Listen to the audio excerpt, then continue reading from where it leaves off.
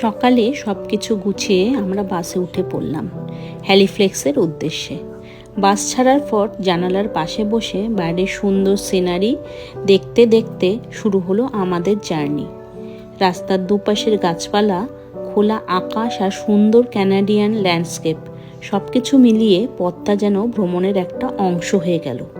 বাসে বসে কখনো গল্প, কখনো বাইরের ভিউ দেখা, আবার কখনো একটু রেস্ট, এইভাবেই ধীরে ধীরে সময় কেটে যাচ্ছিল।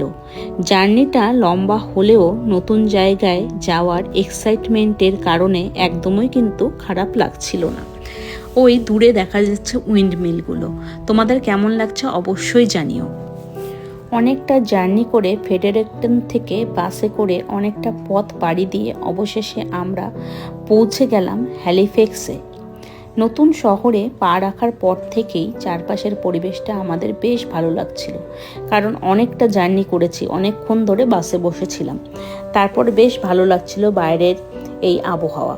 তারপর আমরা একটা রেস্টুরেন্টে চলে এসেছিলাম। এই রেস্টুরেন্টে কিন্তু ইন্ডিয়ান ছিল, আর বাকিরা সবাই গিয়েছিল চাইনিজ রেস্টুরেন্টে। তো যেহেতু আমরা অনেক সকালে বেরিয়েছিলাম আর সেইভাবে ব্রেকফাস্ট করা হয়নি, তাই সবার কিন্তু প্রচণ্ড খিদে পেয়ে গিয়েছিল। তাই আমরা সামনেই একটা ইন্ডিয়ান রেস্টুরেন্ট পেয়েছিলাম, সেখানে এসেই খাওয়ার অর্ডার করে দিয়েছিলাম। আর এই খাওয়ারের মধ্যে ছিল নান আর হচ্ছে চিকেন। আর চলো তোমাদের বলি হ্যালিফ্যাক্স সম্বন্ধে। তো হ্যালিফ্যাক্স হলো নোভা স্কোশিয়ার রাজধানী এবং আটলান্টিক ওশেনের পাশে অবস্থিত হওয়ায় একটি সুন্দর কোস্টাল সিটি। এই হ্যালিফ্যাক্স শহরটাতে একদিকে যেমন আধুনিকতার ছোঁয়া আছে, আর অন্যদিকে রয়েছে ইতিহাস এবং ঐতিহ্য। আমার সাথে যদি সম্পূর্ণ ভিডিওগুলো দেখো তাহলে পরপর কিন্তু এই হ্যালিফ্যাক্স আর যেসব জায়গায় আমি ঘুরছি সমস্তটাই কিন্তু তোমাদের আমি জানাবো। আশা করি তোমাদের বেশ ভালোই লাগবে। চলো এখন আমরা কোথায় যাচ্ছি সেটা তোমাদেরকে অবশ্যই দেখাবো। হ্যালিফ্যাক্সে ঘুরতে এসে এবার আমরা চলে যাব maritime museum of the Atlantic দেখতে। জায়গাটা শুধু একটা মিউজিয়াম নয়, এখানে ঢুকলেই নোভা স্কোশিয়া এবং আটলান্টিক কানাডার সমুদ্রভিত্তিক ইতিহাস সম্পর্কে জানার অনেক সুযোগ পাওয়া যায়। আর যারা হিস্ট্রি নিয়ে ইন্টারেস্ট তাদের তো অবশ্যই ভালো লাগবে আশা করি। তবে আমার মিউজিয়াম খুব একটা পছন্দ নয়, কিন্তু ভেতরে যাওয়ার পর বেশ ভালো লেগেছিল। কারণ মিউজিয়াম আমার অতটা ভালো লাগে না, কিন্তু বাচ্চাদের যেহেতু ভালো লাগে তাই এসেছিলাম। তবে আমারও কিন্তু বেশ ভালো লেগেছিল। মিউজিয়ামের ভেতরে ঢুকেই প্রথমে চোখে পড়ল সমুদ্রযাত্রা, জাহাজ এবং নৌ ইতিহাসের সঙ্গে জড়িত বিভিন্ন পুরনো জিনিস। এখানে বিভিন্ন ধরনের শিপ মডেল, পুরনো নৌযানের সামগ্রী, ফটোগ্রাফস এবং ম্যারিটাইম হিস্ট্রির নানা নিদর্শন দেখতে পাওয়া যায়। আমিও এখানে অনেকটা ভিডিও করে নিয়েছিলাম, ভাবলাম তোমাদের সাথে শেয়ার করব। আর দেখো কতটা ভালো লাগছে, নানা ধরনের শিপ এখানে কিন্তু ছিল। আমরা যেটা খুঁজছিলাম সেটা হলো টাইটানিক, তাই গুল্লুকে বললাম তুমি টাইটানিকটা খোঁজো, আমি তারপর আসছি। ও কিন্তু টাইটানিক জাহাজ খুঁজতে কিন্তু ব্যস্ত ছিল, বাচ্চাদের আসলে যেটা হয়। এই মিউজিয়ামের সবচেয়ে ইন্টারেস্টিং বিষয়গুলোর একটি হলো টাইটানিকের সঙ্গে হ্যালিফ্যাক্সের সম্পর্ক। টাইটানিক দুর্ঘটনার পর হ্যালিফ্যাক্স এই ঘটনার সঙ্গে গুরুত্বপূর্ণভাবে জড়িয়ে পড়েছিল।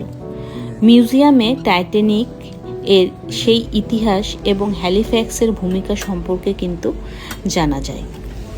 এছাড়াও সিএসএস অ্যাকাডিয়ার মতো ঐতিহাসিক জাহাজের সঙ্গে হ্যালিফ্যাক্সের ম্যারিটাইম হেরিটেজের সম্পর্ক কিন্তু এখানে তুলে ধরা হয়েছে। জাহাজ, সমুদ্র এবং ক্যানাডিয়ান নেভেল হিস্ট্রি সম্পর্কে জানতে চাইলে এই জায়গাটি কিন্তু বেশ ইন্টারেস্টিং। এখানে কিন্তু গুল্লুকুশও বেশ এনজয় করছিল, আর তোমাদের দাদা ওদেরকে সব কিছু বুঝিয়েও দিচ্ছিল। আর আমি তো ভিডিও করাতেই ব্যস্ত ছিলাম, আমার তো তোমাদেরকে দেখাতে হবে তাই না? আর আমিও কিন্তু খুব এনজয় করছিলাম। আমাদের কাছে সবচেয়ে ভালো লেগেছে এখানে শুধু দেখে চলে আসা নয়, প্রতিটি জিনিসের পেছনে একটা করে গল্প রয়েছে।